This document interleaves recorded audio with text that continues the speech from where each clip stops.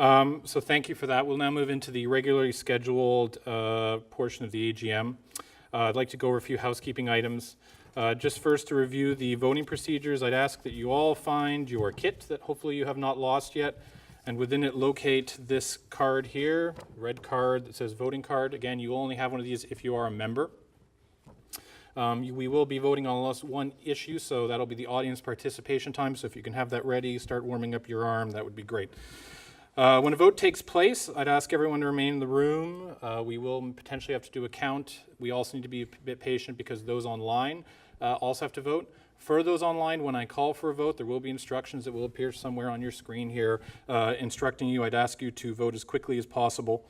We will have a time for questions on any motion, and also at the end, there will be a time if there's any questions that you have of CIRA. Please feel free to ask that. If you'd like to ask one in the room, please come to one of the microphones located here. And of course, if you're online, as you have all day, if you can type your question and it'll come up here in front of me and I will read it and then answer it for you. Speaking of voting, the CIRA board elections, as previously announced, are now open, if I'm correct, because it's after 2 o'clock. So if you are a member, please take a few minutes before you leave today, read the campaign forum, read the candidates' bios, and please, this is a very important function of the organization, please cast your vote. In accordance with the bylaws, the secretary for this meeting will be Director Carol McKay, who's just there in the audience, and I will act as chair. Carol has advised me that we have 100 members present either on the room or online, so we can declare the meeting duly constituted. Moving on to the agenda portion, a copy of the agenda was sent to all members on August 12th, and there's a copy on the website. Are there any changes or issues with the agenda? Hearing none and seeing no one typing online, I'll consider that approved for our meeting. I would then turn you to, in your package, you have a copy of the minutes of the last meeting that we held on September 18th, 2012 in Ottawa. Copies in your kit, and a copy was sent to all members on August 12th.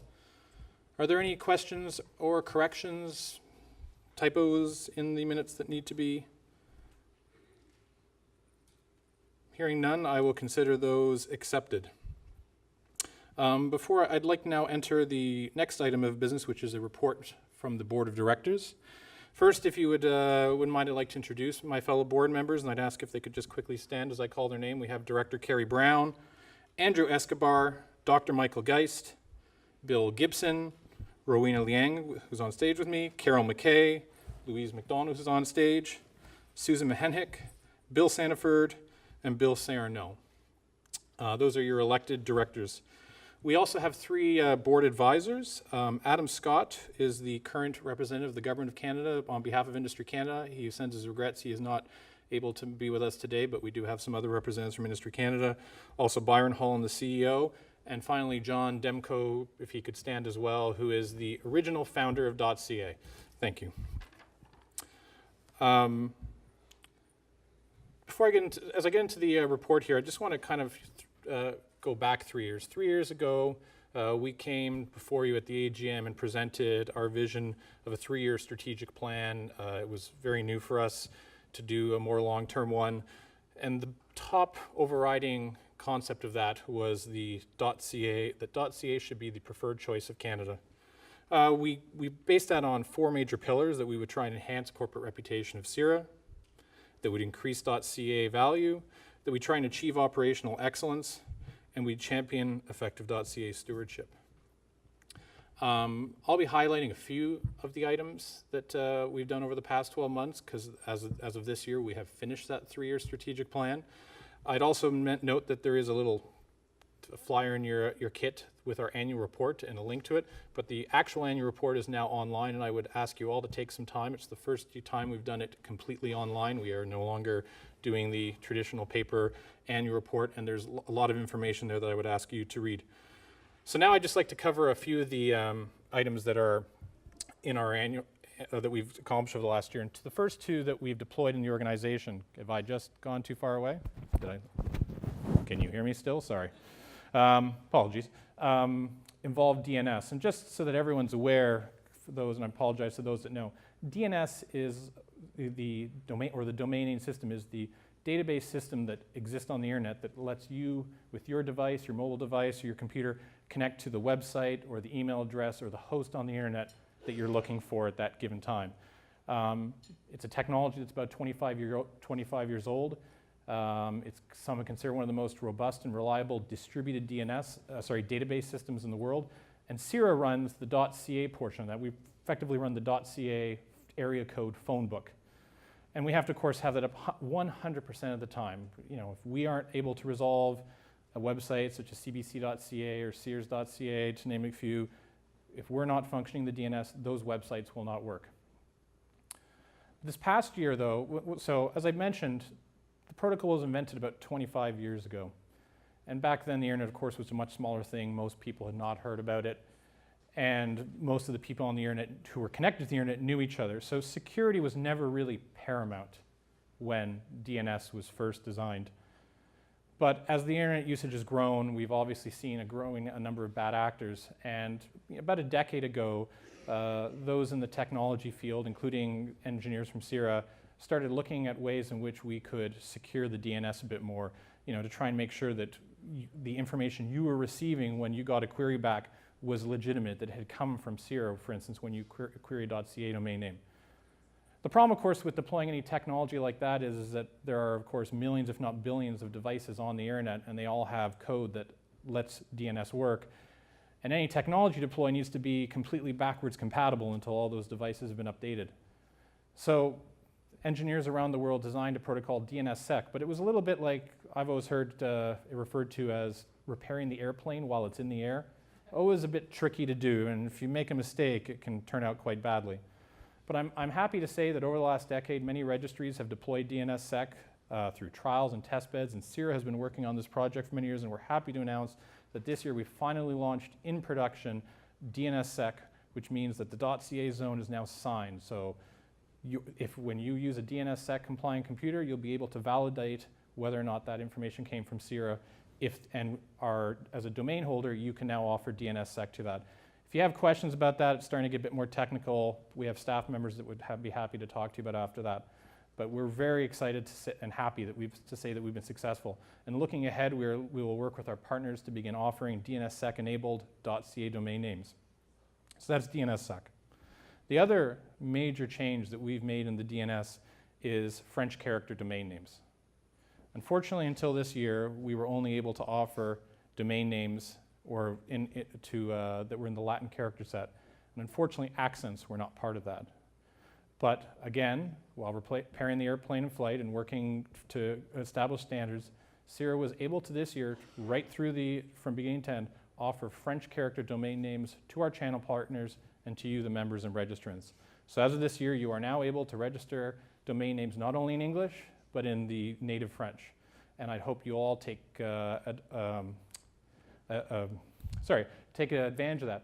That, by the way, wasn't just there was a lot of technical challenges, but there was also, CIRA spent countless hours and years doing policy work on that. There was a lot of policy issues that had to be resolved so that we made sure we handed those domain names out equitably and fairly. So that's a bit about DNSSEC. The next thing I'd like to just quickly cover is Internet Exchange Points. An Internet Exchange Point, as it was described earlier and has been touched on a bit, is a physical point where network providers can connect to each other and exchange traffic efficiently, cost-effectively, and of course, sometimes more securely. Until last year, there was, as Kai mentioned, not a lot of Internet Exchange Points in Canada. But CIRA has, in conjunction with a lot of partners and a lot of other communities, been working with local operator communities across the countries of trying to make our own little piece of internet more Canadian. And we were most recently just in Montreal to celebrate the launch of the Montreal Internet Exchange, or QUIX as is known. We have Representative Sylvie, who was up earlier, who is the chair of that. QUIX is Canada's newest internet exchange point. As an IXP, in essence, a local switch for internet routing traffic, Montreal will now have much more efficient traffic. Local providers will be allowed to connect, and it just is a win-win for all parties. We're also working with partners in local communities across Calgary, Winnipeg, and later this year we'll be having a meeting in Vancouver where we will be hopefully able to help foster more internet exchanges in Canada.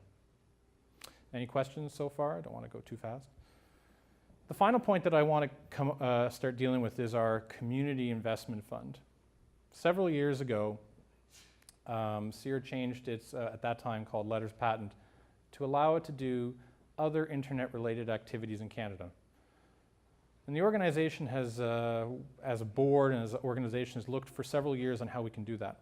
Several years we launched our first Canadian investment, the CIP, investment program. It was a very simple, small program. It was mostly run in-house, and the concept was to try and enhance areas such as digital literacy, security and stability, internet governance, and soft infrastructures. That program has been very successful over the past few years, but now we're looking to expand it. We've spent the last few years, and today I'm happy to announce that there will be a new committee formed that has been formed by the board. It will be mostly formed by, it will have a mix of board members and also external independent subject matter experts. And they will be looking to start accepting calls to support infrastructure. And if I could get my slide up, I apologize, because I went a little bit out of order, so they're a little confused. It will be the new Community Investment Committee, and the concept is to promote and encourage community projects and educational and research activities that will enhance the utility of the internet for the benefit of Canadians. We'll be looking to, these are just some sample funding categories that we'll be looking at. The idea will be to accept calls for applications from institutions, academics, and not-for-profit organizations that have a specific project that they would like funded. And our hope is over the next 12 months that this project will be able to fund in the order of $1 million over the next 12 calendar months in projects. Was my French that bad? $1 million. It's the only time I'm going to try and French. So I do hope that that gives you a bit of an idea of what we've been up to. That's what we've been mainly on the thing. We've also been very busy on the domestic and international forums. We've gone over the last 13 years from a small player to being a leader in both in terms of technical and also policy. On the international stage, your organization's been very busy. As mentioned earlier, I'm the current vice chair of the American Registry for Numbers, or ARIN. CIRA's president and CEO, Byron Holland, was just recently elected as the chair of the Country Code Name Supporting Organization, so the council that leads all CCTLDs. He is now chairing that. And numerous CIRA staff and board members sit on a variety of international committees and working groups to advance the internet. So as the digital world becomes more and more important to the social and economic well-being of the globe, .ca is a modern national treasure, and I've been very proud to be involved with these last 12 years. In terms of representing Canadian cultures and values, it's up there with maple syrup, our commitment to fairness, hockey, bilingualism, and the Canadarm, and probably poutine as well. It's the flag in our digital backpack, and we will continue to build on that success. That's about all I have for the report. If you'll indulge me, I'd just like to thank you all as a membership for allowing me to do this last 12 years. As announced, I will not be rerunning for election, so this will be my last AGM. I'd like to thank all the staff and the my fellow board colleagues over the years that have put up with me, especially the staff who put up with me, really, they really do. So I thank you for that. I'd also like to thank my family for all their support and putting up with that. And I promise I'm not going to rhyme up a lot of names like the Oscars, but I would like to thank John Demko. He has been a true friend that I've learned and met over these years. And there's a saying in internet governance, John Postel, one of the people who was instrumental to the internet, you always said, well, what would John Postel do? What would John do? And that's kind of how I've always guided John, my vision in here, is I'd always think, well, what would John want to be do? Because John spent the first 15 years of .ca single-handedly running the thing. So thank you again, John, for all your support. With that, I would like to conclude. And with that, I would like to conclude my report and invite Byron Holland to come up and give the President's report. Byron?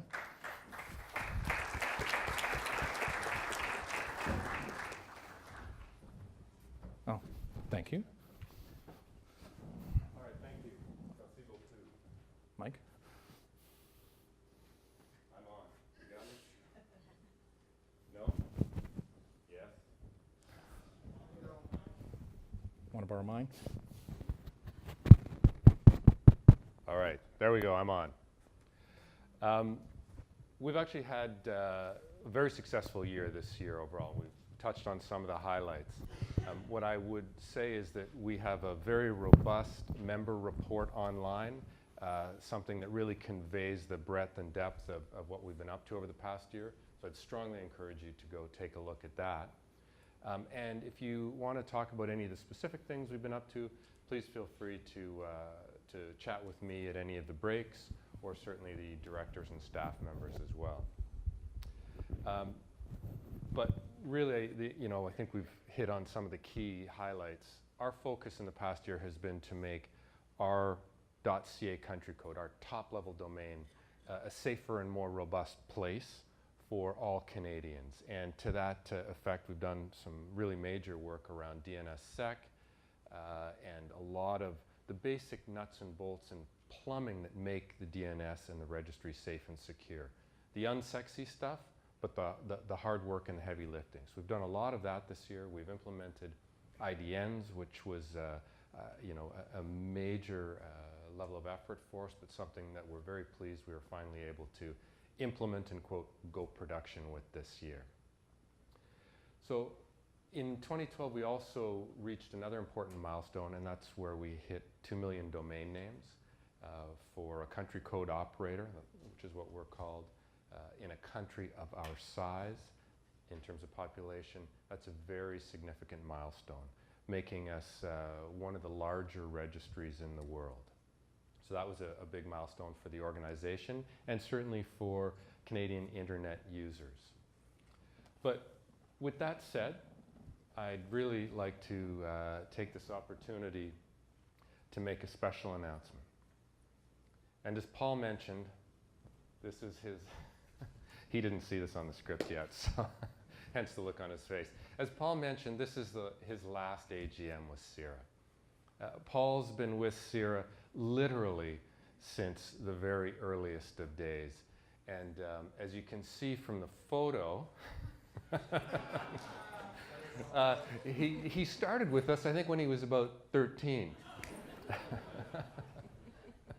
And he's still very youthful looking. He was elected to the board with the first elected CIRA board, and he's served almost continuously since that point. He is without a doubt CIRA's longest serving chair. And I asked a few of the longer term staff and board members from CIRA to maybe share a few memories. There were a lot of them, so I'm only going to really pick on one. But what really came through in all of them, the thread through all of them, was his commitment, his perseverance, and his drive to do what was right for the organization, and also what was right for the Canadian internet ecosystem, as much as any one of us can make that difference. And I've got a story that I think really illustrates that at a real ground level. When we had our first AGM in 2002 that Paul was a part of, it was a very different time. But we still wanted to webcast that. Now think about webcasting in 2002, more than a decade ago. It's nothing like it is today. And at our initial meeting there, we wanted to do this in order to make our meetings as available to Canadians as possible. But very few hotels or venues were able to do anything like that. They couldn't provide the bandwidth to do any kind of material webcasting. So, what does an enterprising young entrepreneur, a young ISP entrepreneur who is a newly minted CIRA board member do? Well, he rolls up his sleeves, gets down on his knees literally a couple of days before the meeting, and takes it upon himself to ensure that the necessary infrastructure was in place for the meeting. And I mean the necessary infrastructure. So cabling, connecting, routers, literally sleeves rolled up on his hands and knees, plugging things in to make sure that Canadians from across the country could participate in the very earliest of CIRA AGMs and events. And I think that really is a perfect example and testament to how committed and passionate Paul has been and continues to be about delivering commitment and effort to the Canadian internet ecosystem. So I just want to take this opportunity to make sure that everybody is aware of how much Paul has given to the organization over a dozen years. I'm sure his wife could comment on that, but I won't drag you up here right now. And I'd like to present you with a token of our appreciation on behalf of all of the staff and your board colleagues. This little token of our appreciation, here, which is recognizing Paul and his commitment to both CIRA and the Canadian internet ecosystem. So as a friend, as a colleague, as the chairman, thank you very much. Thank you, Paul. Thank you, sir. Thank you all. I have nothing to add after that. I am finally other than I don't want to fall over the table, speechless. So thank you, Byron. Thank you, everybody, again. And thus concludes the President's remarks. Thank you.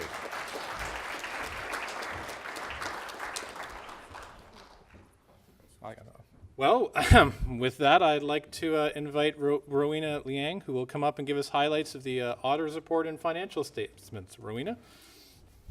Thank you. Oh, you sly Thank you, dog, Paul.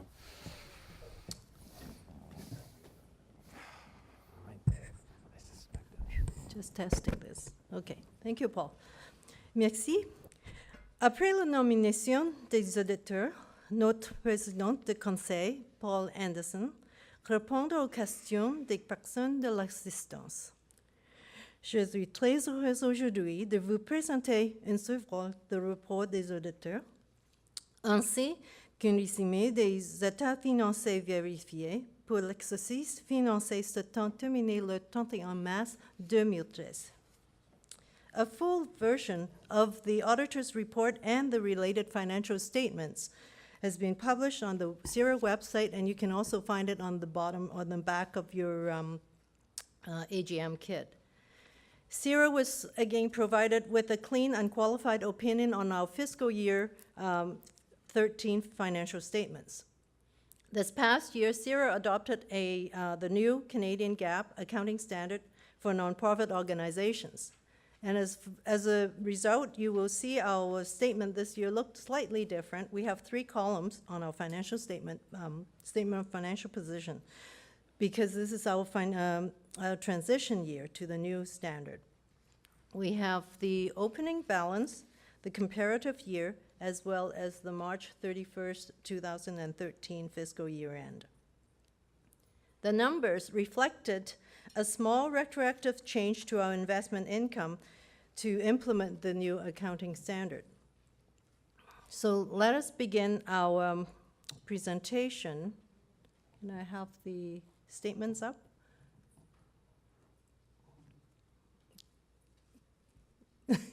Can I have the statement of financial position up, please? Oh. Okay. Thank you. In short, CIRA is in a solid financial position. Our current asset increased by approximately $400,000, which is largely driven by an increase in prepaid expense in our software and hardware maintenance contract. At the end of the year, our restricted investment balance was slightly less than $21 million, which is up $1.5 million from the $19.5 million in fiscal year 2012. Restricted investment are primarily set aside to fund our deferred revenue balances, and that is for services that are not yet earned, and for capital investment. Restricted investments are set aside under the board restricted investment policy, and according to CIRA's investment policy as well. The investment approach has been very conservative, with a primary emphasis on capital preservation. Investment decisions are made collaboratively through the advice from our investment counsel, TD Waterhouse, management, and with the oversight of the Audit, Finance, and Investment Committee. With respect to capital assets, CIRA has invested a further $1.3 million on in our infrastructure this year. And this is to ensure the safety, security, and the reliance of our .ca registry and the domain name system. Net of related amortization of $1.6 million, total capital assets is $3.9 million, a decrease of approximately $250,000 this year. On the liability section of the statement, we have accounts payable, the customer deposit, current and long-term portion of the deferred revenue, and also the current and long-term portion of our leased inducement on our leased premises. Overall, the long and the short-term current and long-term liabilities have increased by $400,000 and $500,000 respectively.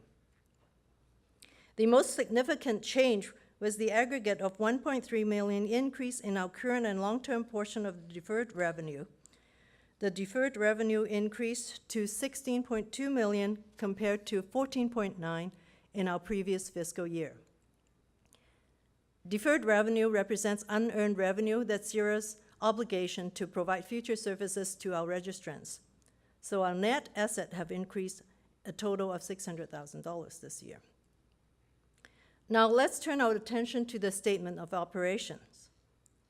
Total revenue for the fiscal year 2013 were $17.1 million, and this is a $1.5 million increase over the previous fiscal year. Most of the growth in revenue was attributed to domain registration. CIRA's passed, as Byron had said, our 2 million domain under administration in fiscal year 2013, and with a domain under administration increase of approximately $160,000, not dollars, I have dollar signs in my mind, 160,000 domains over the level previous year. However, the growth in domain under administration is slowing. Like other CCTLDs around the globe, after enjoying double-digit growth for a number of years, CIRA, like the others, are experiencing single-digit growth for the first time last year. Total expenditure in fiscal year 2013 was $16.5 million, which is a $700,000 increase over the last fiscal year. In fiscal year 2013, the three most significant areas of change in underlying expenditure is salaries and benefits, consulting, and our community investment program. Additional human resources capacity was added to our operations. There's a $545,000 increase in our salaries and consulting costs last year, or salary costs last year. This increase, though, however, was offset by $1.1 million decrease in our consulting costs because one of our projects that was a major middleware platform project concluded early in the fiscal year. Our community investment program expenditure also increased last year, $817,000. This increase was largely attributable to two main undertakings. In October 2012, CIRA hosted the ICANN event in Toronto so that Canadians could participate and gain an appreciation for the arena of global internet governance firsthand. As well, CIRA also provided direct support and facilitated community deployment of infrastructure for the internet exchange point mentioned before in both Montreal and Winnipeg. And we continue our investment in the Canadian Internet Forum, participation in the Bintan and this .ca award, and various sponsorships within our community investment program. As previously mentioned, with the adoption of the new accounting standard, the statement of operations reflects a small item which has been applied retroactively. In the last line of your statement, you will notice that there's an income or loss from investment measured at fair value, and that is to record the unrealized gain or losses on our restricted investment. Note that these gain or losses will net out to zero, as CIRA usually generally holds our investment through to maturity. So CIRA ended the year with an excess of revenue over expenses of $614,000.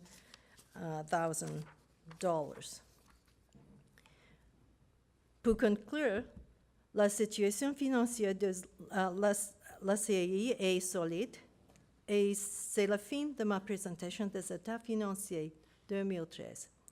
Je vous remercie.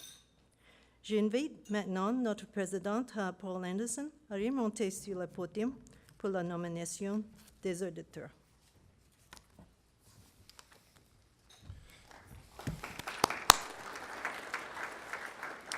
Thank you, Rowena.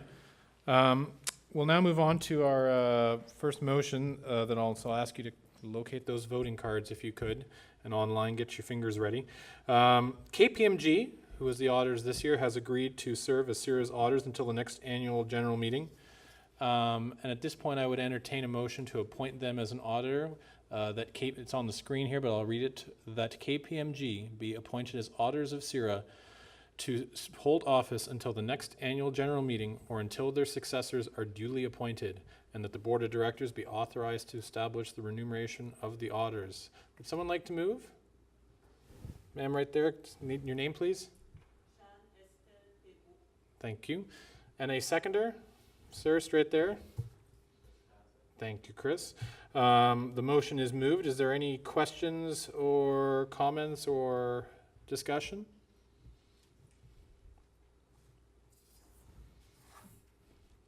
Seeing no one approaching the mic and just giving a second for the web. Seeing no one, I'll call for a vote. I'd ask that all those in favor of the motion, please raise your voting card nice and high and just hold it for a few seconds.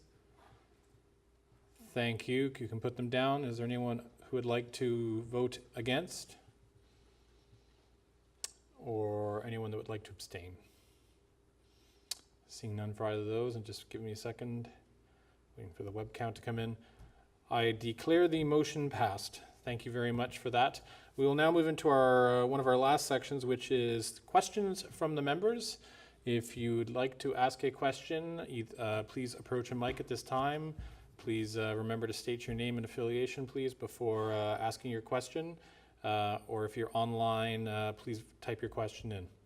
I believe we had a question, though, that we carried forward from earlier that we said. I don't know if we have that ready. Or would someone like to ask a question in the audience? Please don't all rush the mics at once. We can only take. Please approach the mic, sir. Just so for the I apologize, it's for the webcast, sir.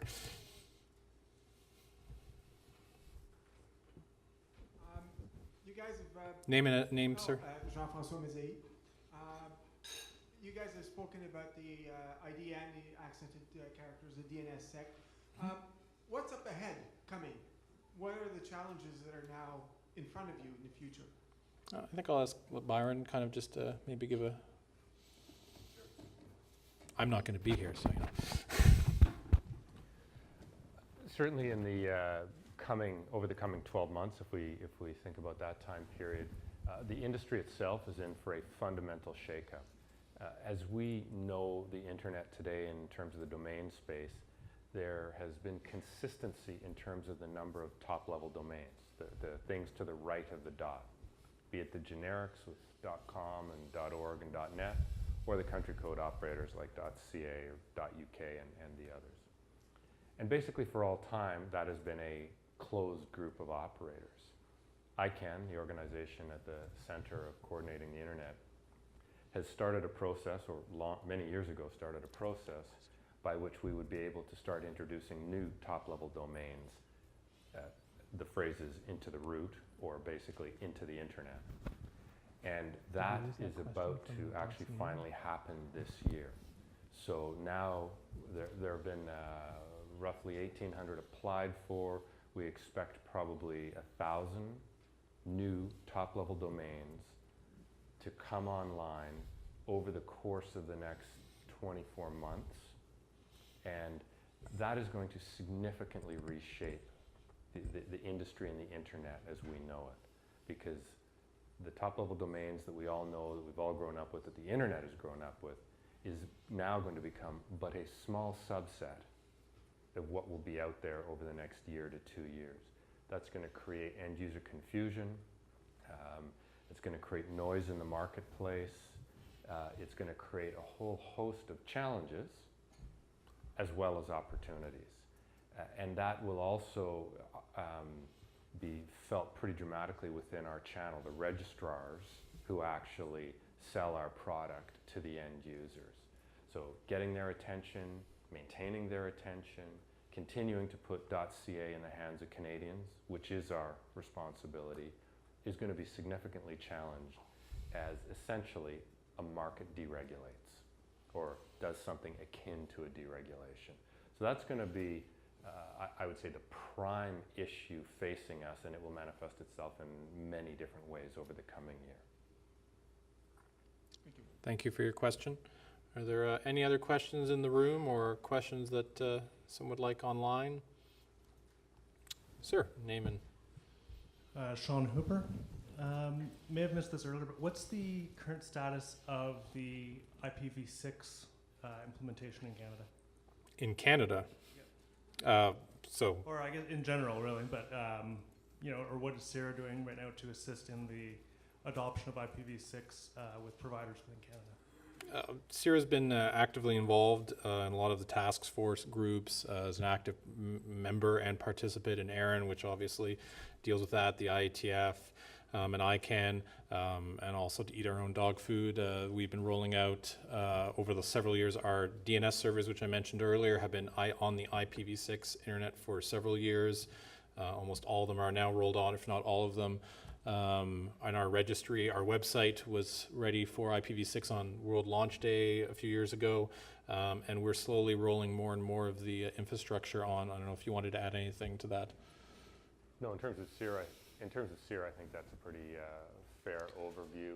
In terms of what we do for the broader internet community, you know, our role is not to get IPv6 into the broader market, but I think our role is certainly to educate and inform, perhaps even cajole the rest of the ecosystem to get going. We have to do it, we have to get there, so we continue to put pressure on and keep the discussion alive. And I feel bad for those not knowing what we're talking about. IPv6 is an addressing scheme that is used, a new generation addressing scheme used on the internet. We're trying to replace the existing one, same as DNS, IPv4, the current one designed many years ago with the concept that 4 billion would be more than enough devices to be directly connected to the internet. And we are now starting to see a shortage or basically a run out of that free pool across the globe. Here in North America, ARIN, the organization that myself and several of us in the room are affiliated with, are seeing the run out come very quickly on that. But to combat that, there is a solution. That is a protocol called IPv6, but it is obviously requires deployment. It requires touching, again, every system in some way, potentially to update it to be compliant or to handle both. And that, of course, has been a very slow transition. But CIRA has been very active in trying to educate and advise small businesses and Canadians and governments and businesses of the need to continue. And we're going to continue to do that. And of course, go ask your ISP today to support IPv6 if you could, please. But it has been a long process. Thank you both. Thank you.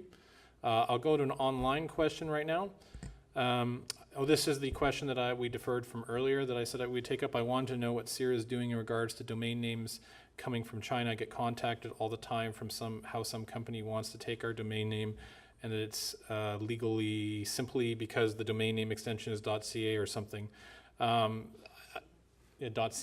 and I believe this is, if I understand the question correctly, is referring that there are obviously a lot of organizations or entities that will spam out or try and do, the term is sometimes called domain slamming, where they will have collected information about a domain name that's in the registry, such as a .ca, and they will try and upsell either a .com or a .cn, saying that, and typically the email goes something like, we've been told somebody else is trying to register a domain name very similar to yours, so either you register right now or somebody else will take your online identity. And unfortunately, these are generally very scams. CIRA does do a lot of work in trying to advise. We post advisories whenever we know we're being, specifically .cas are being targeted generally, and we obviously do awareness. I don't know, did you want to add anything? Or?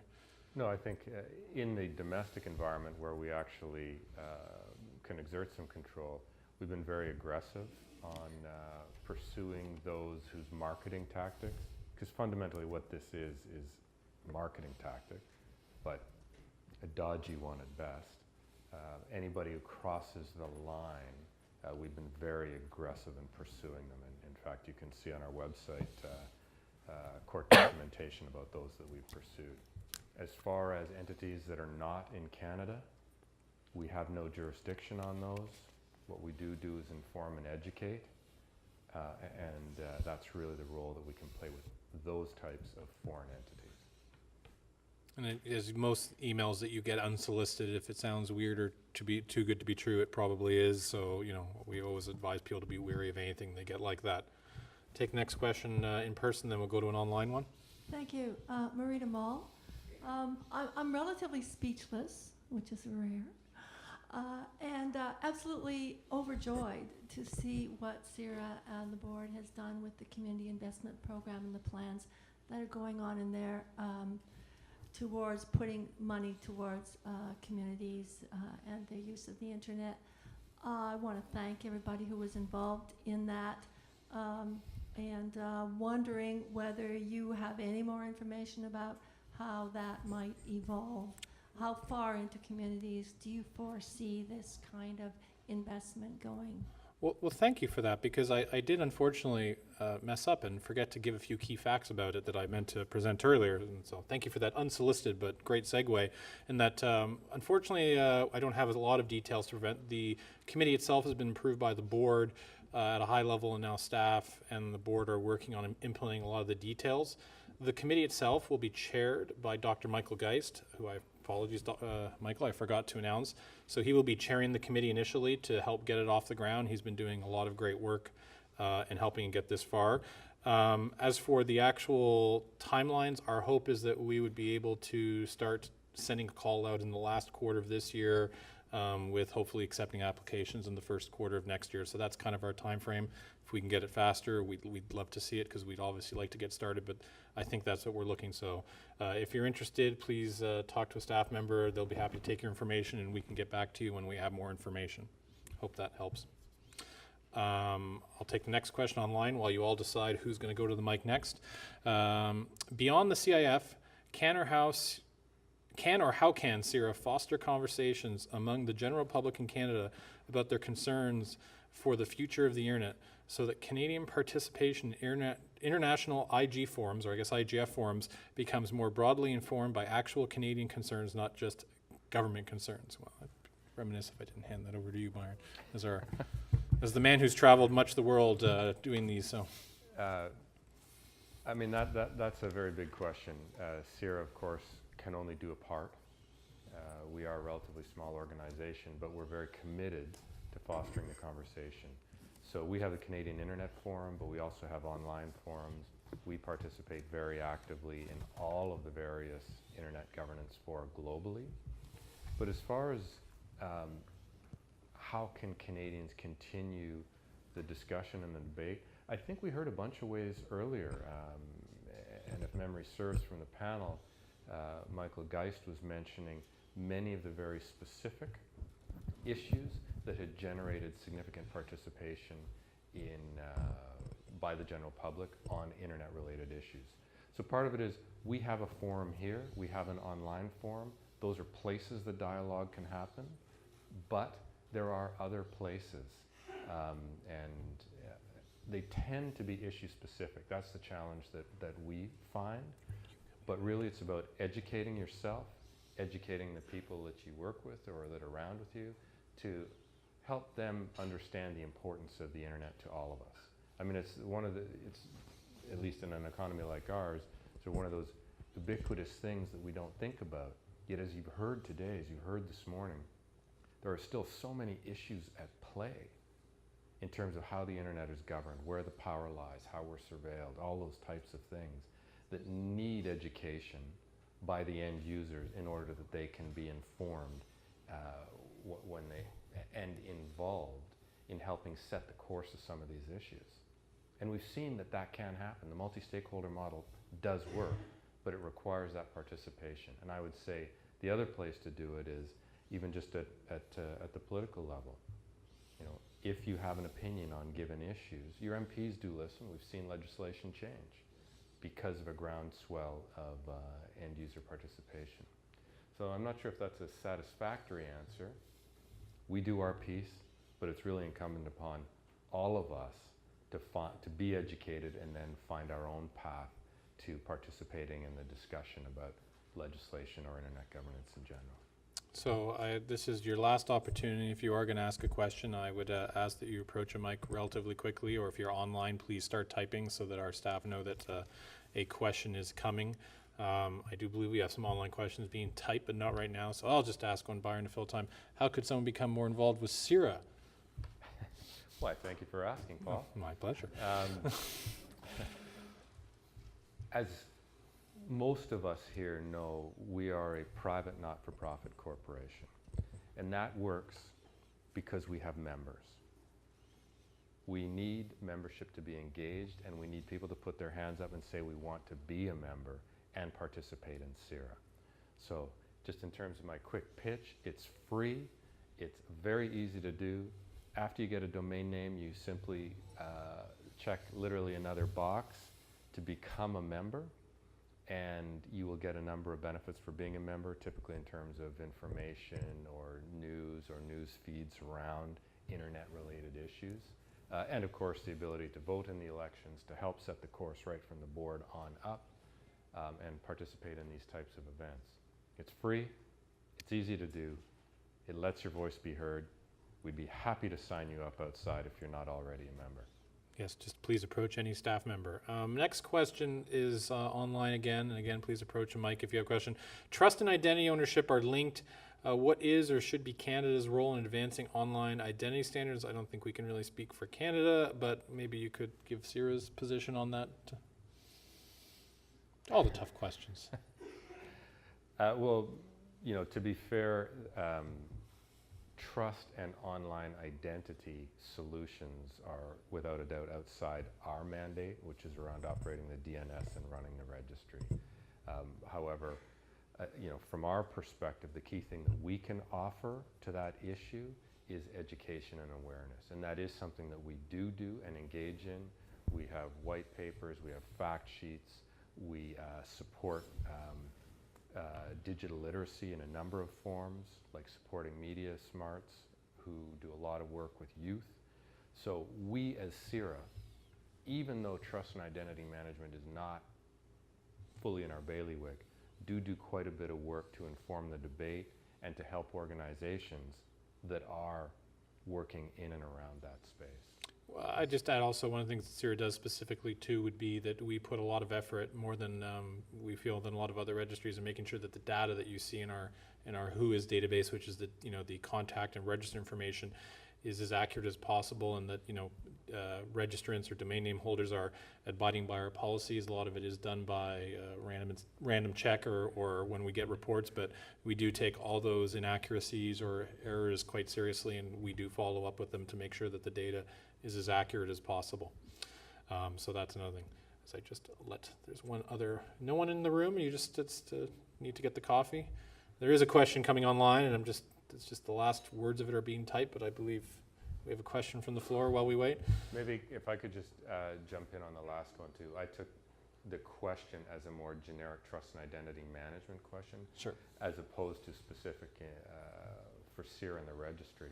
And I think Paul raised some good points. Not only do we do things like DNSSEC, which help validate who's on the other end of the line, but we have a very proactive stance in terms of ensuring that who has registered the .ca or a .ca domain name is in fact that person, and they have met certain criteria around Canadian presence requirements. So unlike many registries, we do have national presence requirements, and we do proactively monitor those and ensure that they are in fact correct, in part ensuring accuracy of identity and therefore hopefully generating trust around the .ca space. Thank you, Byron. We'll take our next step from that mic. Name. Jeanne-Estelle Thébault. I'm a CIRA member. I've been involved with CIRA for maybe longer than Paul. That's a challenge. In fact, I was the data architect of the CIRA site, the original CIRA site. So I know that CIRA is, well, I would say maybe a money-making business, because there's a lot of people and more people are creating .ca domains. And I was looking, when you say that it's free to be a member, well, we have to pay for the domain.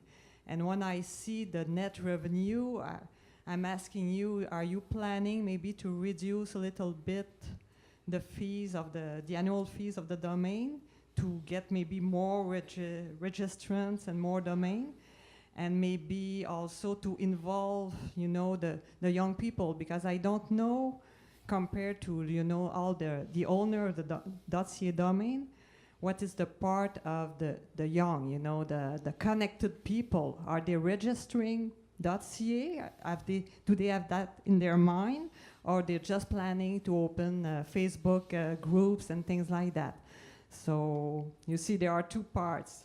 I'm talking about maybe the fees, and then to try to reach the new generation.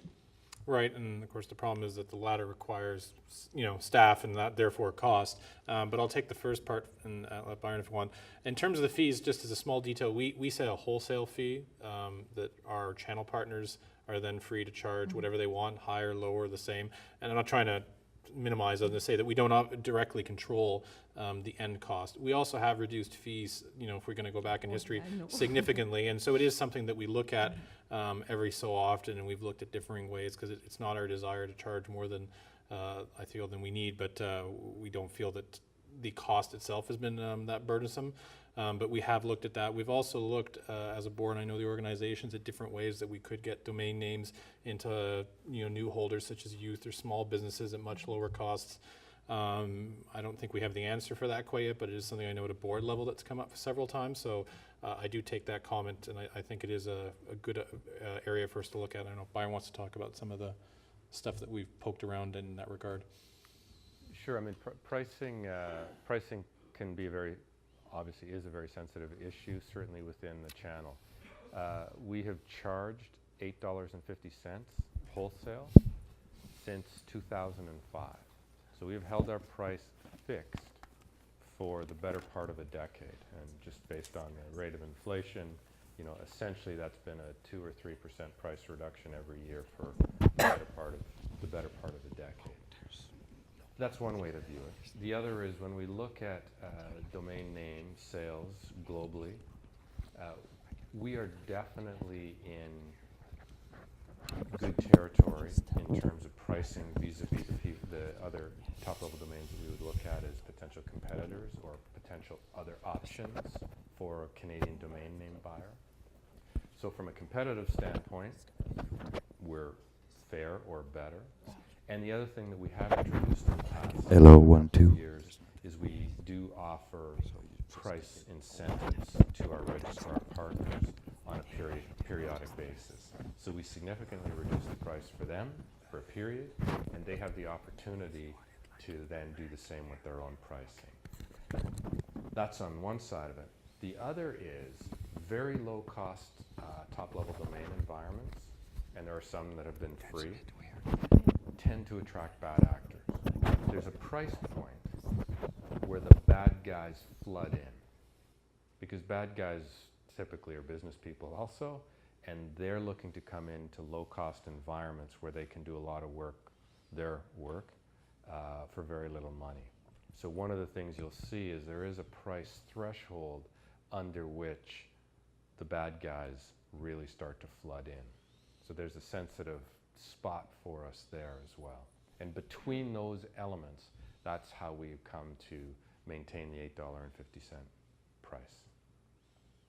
Thank you. I'm going to close the mics unless after this question. So once we've done this question, if you're not at a mic, then we're going to close that off. And online, we'll close off any new questions, and we'll just deal with if there is any after this one.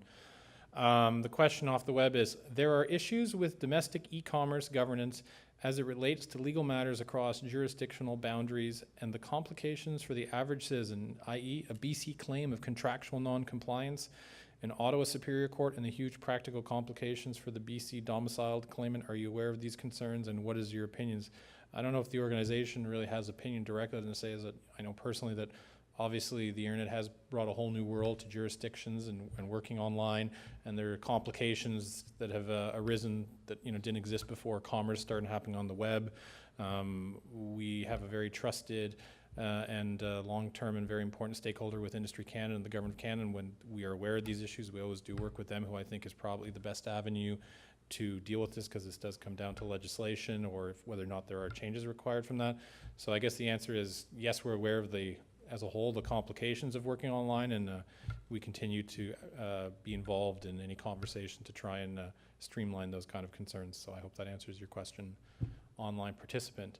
And seeing if there are no other questions online, none online, no more in the room, I'd like to at this point thank you all very much for participating in this, the 2013 AGM. Thank you all for coming, and I ask that the last piece of business be is that I will entertain a motion to adjourn. Would someone like to move to adjourn? No one. Well, we want to stay here longer. No. Sir, right there in the back? I can't see. The lights are blinding. I saw a red shirt and a white shirt. Yes, you. That's looking. Thank you. And I'm sorry, your name for the record again? Thank you so much. If there's no objection, this meeting is now adjourned. Thank you very much. I'll invite up here for some more, just some housekeeping announcements. Thank you all. Thank you, Paul. Board members, thank you so much. Thank you, members also.